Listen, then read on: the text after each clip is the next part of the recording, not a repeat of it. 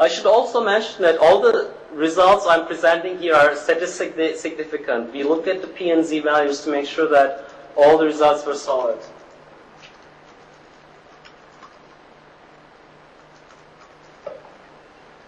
Let's look at the network graph and taste and how these things correlate. If you look at book, students who like technical or computer books or sports books tend to be friends with each other. On the other hand, if you look at things like nature or outdoor books, there is no correlation. If you look at movies, religious movies or sports movies have a high correlation, but there is no correlation for like drama movies or comedy movies. This means pretty much like everyone likes drama or comedy movies, but if people like religious movies, that means that their friends also are really likely to like religious movies. With music, if you're into like jungle, gospel, heavy metal, your friends are also likely to have the same taste. But if you like pop, rock music, probably there is not much correlation. Another interesting thing was about sports. Because if you're in a team in college, you tend to be like really close friends with your teammates since you spend a lot of time exercising. And they tend to grow like really strong bonds and networks. But if you look at individual sports like fishing or swimming, you don't see a correlation.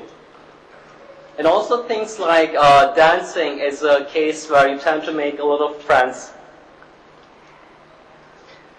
And next, Encircle, which was launched like 2 years later.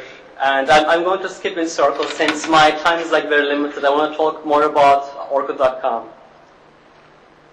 Orkut.com launched in January 2004, and it launched as a Google service. The internal code name was Eden. Eden is a wonderful place for people to get together, like paradise. And our initial plan was to launch it as Eden, but it turns out Eden was taken. We thought about a whole bunch of names, and anything we came up with was taken.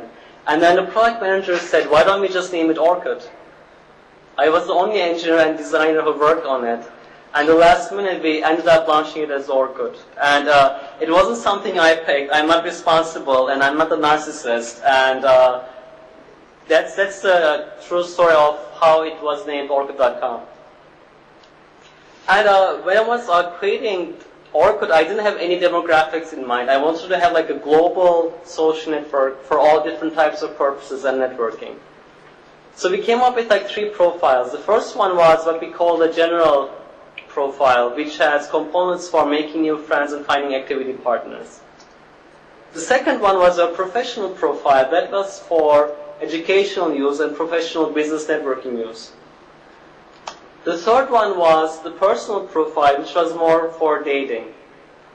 And if you look at the usage for Orkut.com now, the most prominent use is making new friends, connecting with old friends. The second most popular use is dating.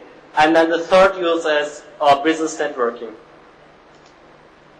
We also had a fun feature that we called Karma, where you could tell how cool, trustworthy, or sexy your friends are.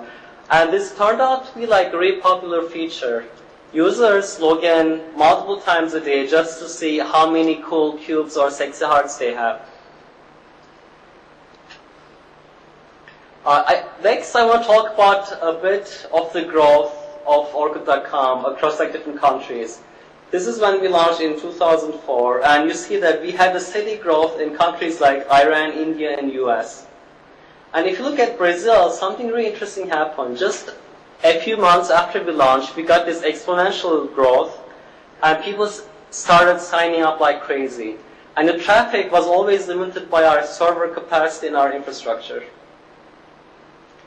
And with India, we had that hitting point 2 or 3 years later where it became a phenomenon, and we had a lot of users sign up exponentially, and they became to the same level. And if you look at Orkut.com today, the most popular countries is India and Brazil. And one of the questions that people ask me the most is if I'm from India or Brazil, and which I'm not from either. And they ask me what happened that made it tip in these countries. There is one theory about Brazil. So in the early days, we had this demographics page where we would tell the percentage of users in a particular country.